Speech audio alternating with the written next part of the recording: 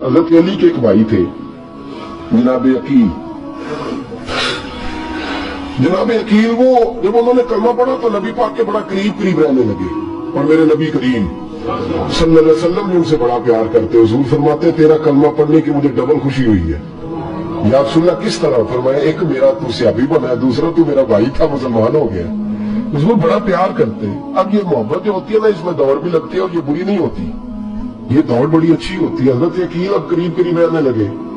میں نے عرض کیا کہ نبی پاک اپنے ذاتی کام حضرت صدیق اکبر کو بتاتے، گھوڑے کی تیاری کرنا، فلاں کام کرنا ہے، سیدہ فاطمہ کی شادی کرنی، ہر معاملے میں سیدنا صدیق اکبر پیش پہ. اور جب عقیل بن ابی طالب آئے تو حضور کا پیار تھا ان سے بھی، اب محبت کی جان چھڑ گئی. اب جناب عقیل کہتے ہیں میں کہنے لگا یار یہ کہیں پیچھے ہوتا ہی نہیں، ہر معاملے میں اسے پیچھے بٹھاؤ بھی تو آگے آ جاتا ہے، اس نے کیا کمال کر دیا. کہتے ہیں آہستہ آہستہ نا میں جوان تھا، ابھی نوجوانی کا عالم تھا، تو وہ خاص پہلو میں سمجھنے سے ابھی قاصر تھا. تو جو ہے آپ کی کہتے ہیں ایک دن نا بڑی باتوں میں حضور فرماتے ہیں ابو بکر میرا گھوڑا تیار کرو. تو کہتے ہیں میں دوڑ کرتا، تو چھوڑ میں کرتا ہوں. کہتے ہیں وہ چپ کر جاتا. جتنی جگہ وہ مجھ سے بھائی سکا میں نے روکا.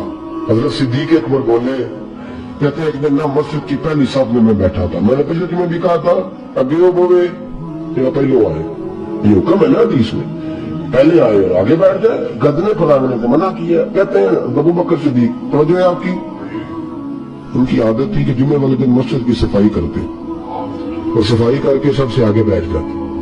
بات ذرا میں نے قریب ہو کے سب دی پاس بیٹھ جاتے. عقیل بن ابی طالب کہتے ہیں میں بھی آیا سیدنا صدیق اکبر، اور مجھے کئی دنوں سے جلال تھا کہ یہ پیچھے ہوتا ہی نہیں.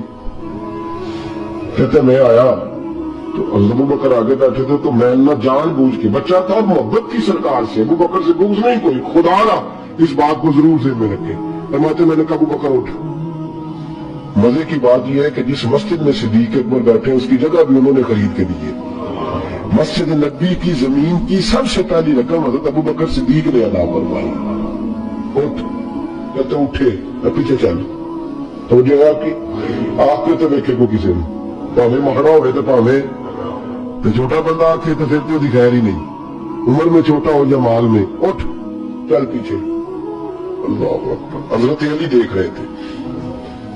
کہتے ہیں سیدنا صدیق اکبر اٹھے، پچھلی صف میں، پھر اس سے پچھلی صف میں، پھر اس سے پچھلی صف میں، 7ویں صف میں پہنچ گئے اور وہاں ہاتھ باندھ دیے.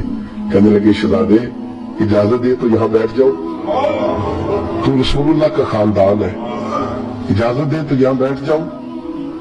حضرت عقیل کہتے ہیں بیٹھ جاؤ.